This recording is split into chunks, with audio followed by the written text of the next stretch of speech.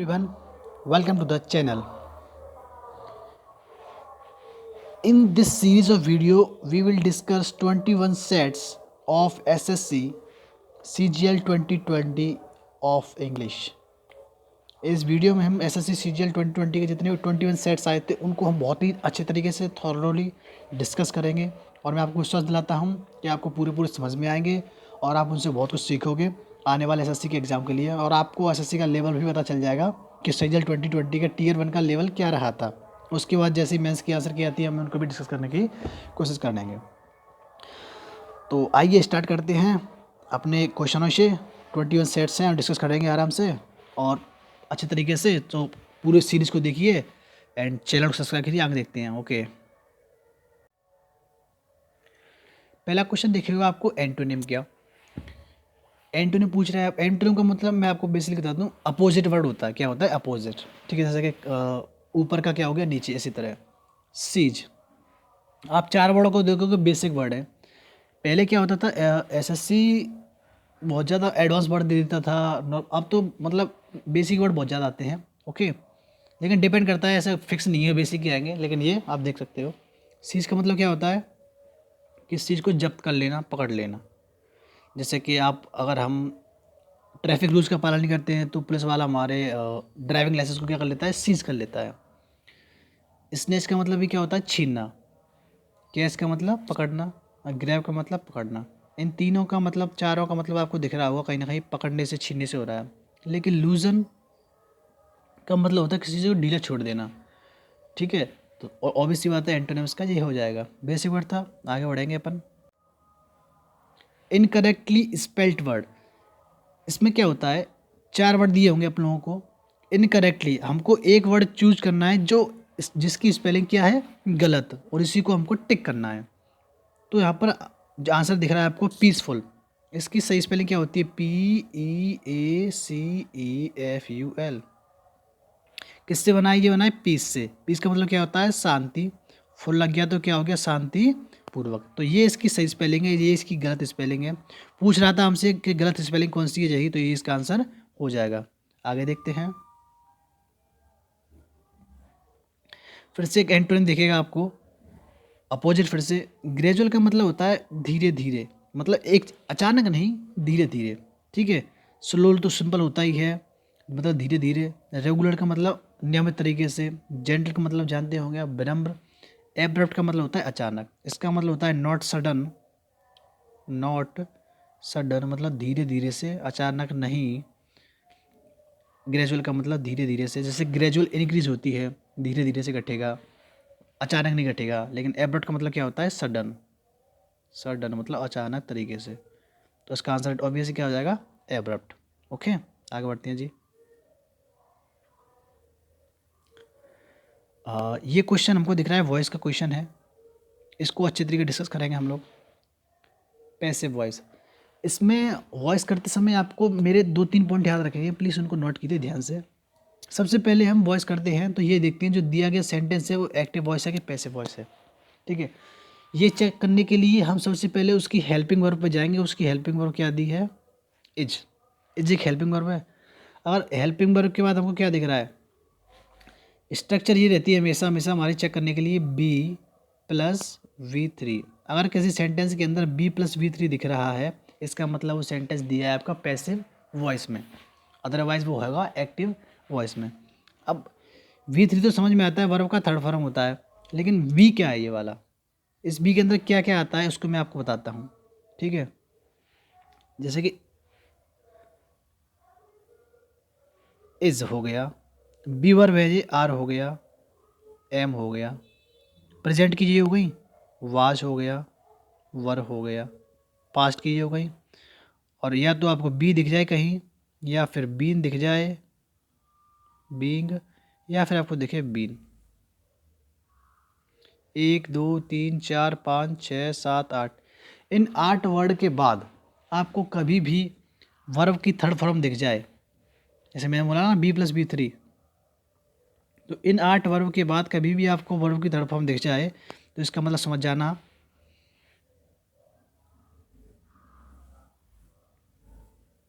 कि वो सेंटेंस हमेशा किस में लिखा है? पैसिव वॉइस में। ओके, अब यहाँ पर हमने क्या देखा कि बी तो है लेकिन इसके बाद B3 नहीं है, इसका मतलब कैसे होगा ये एक्टिव वॉइस।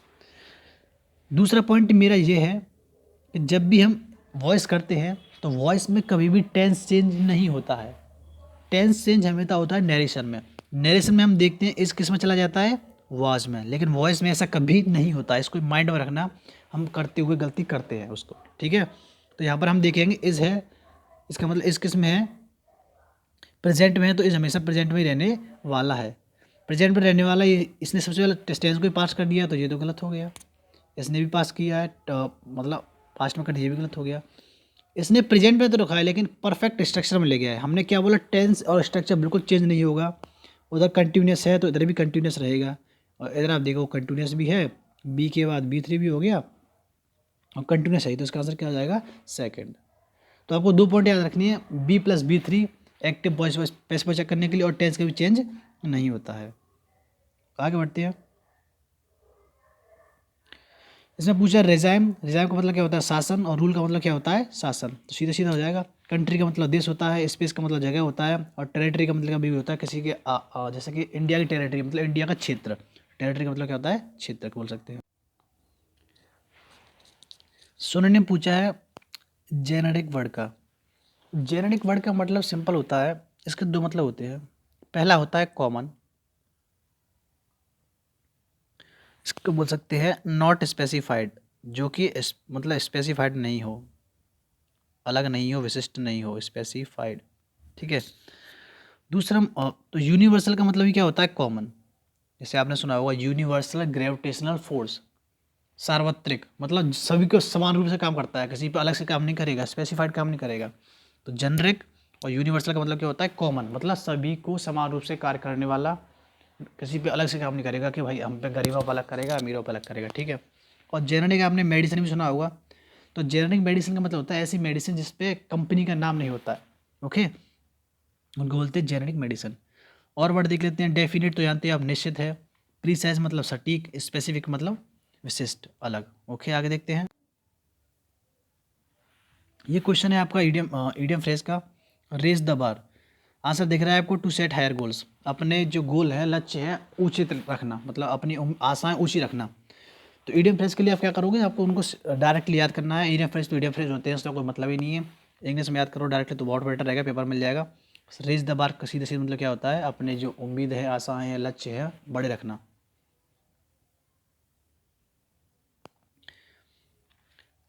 इसमें आपको ग्रामेटिकल एरर को पकड़ना है, तो देखते हैं। Had you not reached in time we will have lost our lifes. इसमें आप देखोगे कि हैड एक पास्ट है, विल एक फ्यूचर है। मैं आपको सिंपल तरीके से बताता हूँ, हैड पास्ट और फ्यूचर का कभी भी कंसिस्टेंसी नहीं होती है, इस बात को याद रखो।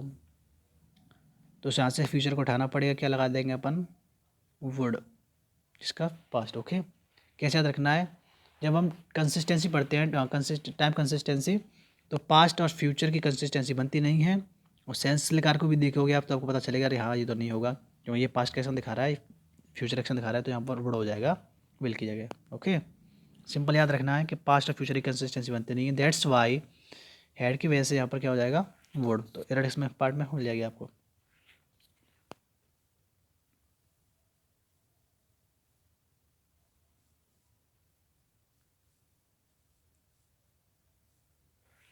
फिर से ईडियम में बैंक फॉर द बक का मतलब क्या होता है, पैसे की कीमत या पैसे की चाह सबको होती है, मोर वैल्यू फॉर मनी, कि हमको और पैसे चाहिए। सिंपल याद करो, ईडियम फ्रेज तो ऐसे भी याद कर सकते हैं, और क्या है ठीक है, कुछ नहीं। बैंक फॉर बक का मतलब होता है पैसे की कीमत, पैसे की ज़रूरत, पैसे की ख्वाहिश या पैसे की चाहत। तो मोर वैल्यू फॉर मनी, पैसे की तो वैल्यू होता ही भाई, तो बैंक फॉर द बक, ठीक है। इसको देखते हैं, क्वेश्चन नंबर 10। इसमें इम्प्रूवमेंट पूछ रहा है, किसमें चेंज करना है हमको। ओके, इसमें सिंपल देखेंगे, द टॉय ड्रमर। सबसे पहले ऑप्शन को हमको एलिमिनेट करना है, ठीक है।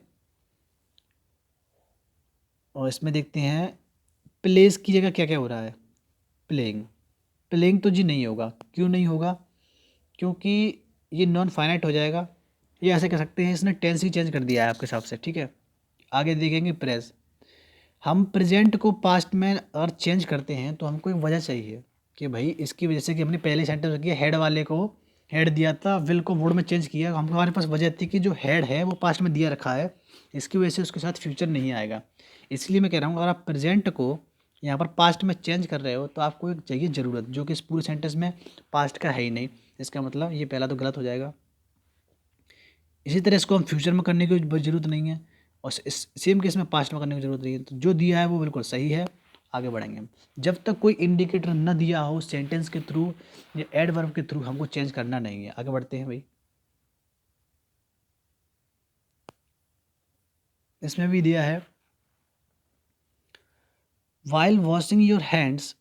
रब का मतलब क्या होता है रगड़ना, हाथ बाहर को घिसते हैं ना उसको। देम टुगेदर फॉर 20 सेकेंड, उनको 20 सेकेंड तक रगड़ो। To remove the microbes on them, हाथों से माइक्रोब्स यानी छोटे मोटे कीटाणु उठाने के लिए। देखो देयर तो हो नहीं सकता, आपको ये पता है। ऑन एक प्रेप है, प्रेप के बाद कभी भी सब्जेक्ट केस नहीं आता है तो ये भी गया। दोष भी नहीं हो सकता। देम मतलब हाथों की बात कर रहा है तो जो दिया है वो सही है। इसमें हम आपको एक चीज़ बताता हूँ, चलो। देयर एक क्या है, पॉजेसिव एडजेक्टिव। क्या है, पॉजेसिव एडजेक्टिव। पॉजेसिव एडजेक्टिव कभी अकेला आ ही नहीं सकता, इसको हमेशा क्या चाहिए अपने बाद, नाउन। इसका मतलब ये तो स्ट्रक्चर ही गलत है। ये क्लियर हो गया आपको। लिख सकते हो इसको, जैसे कि माई बोला मैंने, माई, तो माई अकेला का कोई सेंस ही नहीं है क्योंकि ये पॉजेसिव एडजेक्टिव है। माई के बाद अगर आप नाउन देखो जब इसका सेंस निकलेगा। माई बुक, मेरी किताब। माई हैंड, मेरा हाथ। माई पेन, मेरा पेन। अब माई बोलो, मेरा, अब मेरा से क्या सेंस निकल रहा है, कुछ नहीं। ये दिख रहा है ना आपको, ओके। तो ये वाला तो इसलिए गलत हो गया। तो जो दिया है दैट्स बिल्कुल सही है और बड़ा ही सिंपल है जी। आई होप मुझे आपको समझ में आ गया होगा। फिर से बता देता हूँ एक बार, 1 मिनट के लिए। ऑन एक प्रेप है, प्रेप के बाद हमेशा ऑब्जेक्टिव केस आता है। ऑब्जेक्टिव केस का मतलब क्या होता है, दे हमेशा सब्जेक्टिव केस होता है। इसका ऑब्जेक्टिव केस क्या होता है, देम। ये तो ये गलत हो गया, ये बता ही दिया। ये दोष बनेगा नहीं क्योंकि हैंड के लिए आ रहा है, हैंड के लिए क्या रहेगा, देम सही। इसका आंसर जो दिया है वो भी सही है। अब आगे बढ़ेंगे अपन। आगे बढ़ के मैं वन वर्ड पूछ रहा है। वन वर्ड में क्या पूछ रहा है, अ ग्रुप ऑफ 3 नॉवल्स और प्लेज। 3 नॉवल और प्ले, प्ले मतलब होते हैं ना जैसे कि शेक्सपियर का प्ले हो गया, रोमियो जूलियट का प्ले हो गया, जो मंच पे करते हैं उसको, उनको क्या बोलते हैं अपने आप में, उनको बोलते हैं ट्रायोलॉजी। ट्रायोलॉजी वन वर्ड का क्वेश्चन है, सीधे याद करना है, इसमें कुछ वो नहीं है। ये नरेशन का है, इनडायरेक्ट स्पीच का। इसमें एक चीज़ बताता हूँ आपको मैं सिंपल पकड़ने के लिए। इधर आप देखो पीछे सेड द डॉक्टर, हमको बताइए कौन सा स्पीच है, रिपोर्टिंग वर्ब है वाला, रिपोर्टिंग वर्ब है, ठीक है, स्पीच नहीं, रिपोर्टिंग स्पीच तो ये है। देखो रिपोर्टिंग वर्ब को मैंने पीछे लिख दिया है इसलिए मैंने लिखा है सेड द डॉक्टर। अगर रिपोर्ट ये दो चीज़ होती है आपको ये बताइए, रिपोर्टिंग स्पीच हो गया और वो हो गया रिपोर्टिंग वर्ब। अगर रिपोर्टिंग स्पीच अपन पहले लिखते हैं, जैसे कि सेंटेंस में अपन देखेंगे, हमने यहाँ पर किसको पहले लिखा है, रिपोर्टिंग स्पीच को, और रिपोर्टिंग वर्ब को हमने लिखा है बाद में। अगर रिपोर्टिंग मेरे को पहले लिखना है तो क्या लिखेंगे हम, बोल लिखेंगे हम द डॉक्टर सेड। स्ट्रक्चर का फ़र्क है और कुछ नहीं है। रिपोर्टिंग स्पीच अगर पहले आता है तो हेल्प जो रिपोर्टिंग वर्ब होती है उसको आगे लिखते हैं, सेड द डॉक्टर। ओके, अगर इसको मेरे को पीछे लिखना है तो मेरे को पहले लिखना पड़ेगा द डॉक्टर सेड, ये चीज़। तो कोई फ़र्क नहीं पड़ रहा, जैसे लिखा है उसमें भी कोई प्रॉब्लम है नहीं अपन को, ठीक है। अब देख लेते हैं इसमें हमने क्या पढ़ा अभी। नरेशन यानी कि डायरेक्ट नैरेटिव के अंदर हमेशा टेंस चेंज होता है, केवल 2 केस में नहीं होता है। पहला, जो रिपोर्टिंग वर्ब होती है वो अगर प्रेजेंट में होती है तो टेंस चेंज नहीं होगा, जैसे कि इज़ में हो, डज में हो, सेज में हो, ठीक है। या ये यूनिवर्सल फैक्ट होता है, जैसे कि पृथ्वी सूर्य के चारों चक्कर लगाती है, तभी ये वाला टेंस अंदर का चेंज नहीं होगा, रिपोर्टिंग स्पीक है। अदरवाइज हर केस में चेंज होता है। चेंज होगा इसका मतलब इस तो नहीं आने वाला है। और ये प्रेजेंट है तो प्रेजेंट कैसे में जाएगा, पास्ट में, ये आपको पता ही होगा। तो विल तो फ्यूचर है तो ये तो चला गया, ये प्रेजेंट प्रेजेंट रह नहीं सकता क्योंकि ये दोनों केस है नहीं, ये प्रेजेंट प्रेजेंट रहेगा नहीं, बचा क्या, ये तो ये आंसर हो जाएगा आपका। अगर आपके कुछ डाउट बचते हैं कि active voice narration voice share क्या हमको बता रही है, तो आप मतलब कोई भी डाउट आप पूछ सकते हैं फ्रीली। आगे बढ़ते हैं भाई, ये क्वेश्चन देखते हैं। वीडियो थोड़ा लंबा हो रहा है पर डोंट वरी, सही से करेंगे अपन। India is formerly moving ahead to, accomplish मतलब होता है किसी काम को निपुण करना, तो ये नहीं होता। एडवांस मतलब किसी काम में आगे बढ़ना। अचीव माने प्राप्त करना होता है। Procure is good word. Procure का मतलब क्या होता है, कुछ एफर्ट लगा के आप किसी चीज़ को प्राप्त करते हैं, वो होता है प्रोक्योर। ठीक है, तो उसने क्या किया, इंडिया ने रसिया से, रसिया है ना, हाँ रसिया से क्या किया, प्रोक्योर किया। ऑफिशियली मतलब आधिकारिक रूप से प्रोक्योर किया, क्या मतलब मतलब हासिल किया। ठीक है, तो यही हो जाएगा, प्राप्त किया, क्या किया ये वाला। और अचीव भी प्राप्त करना होता है, ऐसी बात नहीं है, पर प्रोक्योर ऐसे केसों में एक फॉर्मल वर्ड होता है, और कुछ अंतर नहीं है। ऐसे आपको याद रखना है, और कोई तरीका, ये तरीके बेस काम करते हैं। इधर आप देखेंगे है सेंटेंस रीअरेंजमेंट, इसमें दो मैं आपको तरीके बताता हूँ करने के। सबसे पहले हमको ऑप्शन में देखना है किससे स्टार्ट कर रहा है, ए से स्टार्ट कर रहा है, बी से स्टार्ट कर रहा है, तो हमको केवल ए बी पढ़ने सबसे पहले क्या हो रहा है। ठीक है, ए बी को पढ़ते ध्यान से। ए क्या कह रहा है, वैन वी गॉट नियर। देखो मैं आपको एक चीज क्लियर कर देता हूँ, आप इनको जब भी कर पाओगे जब आपको थोड़ी इंग्लिश की अंडरस्टैंडिंग है, क्योंकि आपको इंग्लिश की अंडरस्टैंडिंग नहीं है तो आपको कैसे पता चलेगा वो सेंटेंस क्या कह रहा है। ओके, तो ए हम पढ़ते हैं, वैन वी गॉट नियर, जब हम पास गए। We saw it was the steam, ये क्या थी, भाप थी जो कि एक झरने से उठ रही थी। इसका मतलब पहला हो गया। ठीक है, बी क्या कह रहा है, बी देखते हैं। We saw in a distant a great column of smoke, हमने दूर कहीं पर एक धुएं का गुब्बारा सा देखा, मतलब धुआं देखा कहीं पर। तो पहले किस क्या रहा होगा, पहला कहीं पास पहुंचेगा जब धुएं को देखेगा, भाप को देखेगा, या दूर से देखेगा। ऑब्वियस सी बात है, पहले दूर से देखेगा, बी से। फिर वी वंडर, हमने आश्चर्य किया, हमने क्या आश्चर्य किया कि ये कहीं चिमनी से तो नहीं आ रहा, या किसी जल, भाई दूर से दिखा है ना, तो आप दूर से किसी चीज़ को देखो वहाँ से धुआं उठ रहा है, क्या सोचेंगे, वहाँ पर कोई घर चल रहा होगा या कोई चिमनी होगी। तो बी के बाद क्या दिखेगा आपको, सी। अब ये कह रहा है दूर से तो हमने ऐसा देखा, लेकिन जब हम पास गए तो हमने देखा तो भाई कहाँ से निकल रहा था, झरने से निकल रहा था। तो ए, तो ये सोचा, फिर ये बोलते हैं we thought of taking a bath in the hot water, कि क्यों ना गर्म पानी में नहा ही लिया जाए। तो दैट इज आंसर। दूसरे आपको की पॉइंट ये देख सकते थे यहाँ पर, we thought of taking a bath in hot water. The part हमसे कह रहा है हमने सोचा कि गर्म पानी में एक स्नान लिया जाए। तो गर्म पानी कहाँ दिखेगा इसमें, इसका मतलब जो ए और डी है वो साथ साथ में आएंगे, इसी में तो मेंशन किया है हॉट स्प्रिंग की। ए और डी किस में साथ आ रहे हैं, नहीं आ रहे हैं, इसमें आ रहे हैं, नहीं आ रहे हैं, इसमें आ रहे हैं, नहीं, तो ऐसे भी आप चेक कर सकते हो। दे आर मैनी वेज, आप पढ़ते रहोगे, प्रैक्टिस करते रहोगे, you will definitely get the base. Okay, आगे बढ़ते हैं जी। वर्क एंड डोमेस्टिक, प्रेशर ही आएगा। ठीक है, शॉर्ट टेम्पर्ड मतलब चिड़चिड़ा बना देना। ठीक है, इरिटेटेड, इरिटेटेड चिड़चिड़ा बना देना। प्रेशर ही होता है भाई, ग्रेविटीज तो होता नहीं है, वजन थोड़ा डालेंगे फोर्स डालेंगे, नॉर्मली तो प्रेशर होता है, डोमेस्टिक प्रेशर। ठीक है, फिर से ये हम सबसे पहले देखें ऑप्शन के साथ, ए है, सी है और डी है। अभी बताया मैंने आपको, इंग्लिश की अंडरस्टैंडिंग मुझे डेवलप कर पाओगे इनको।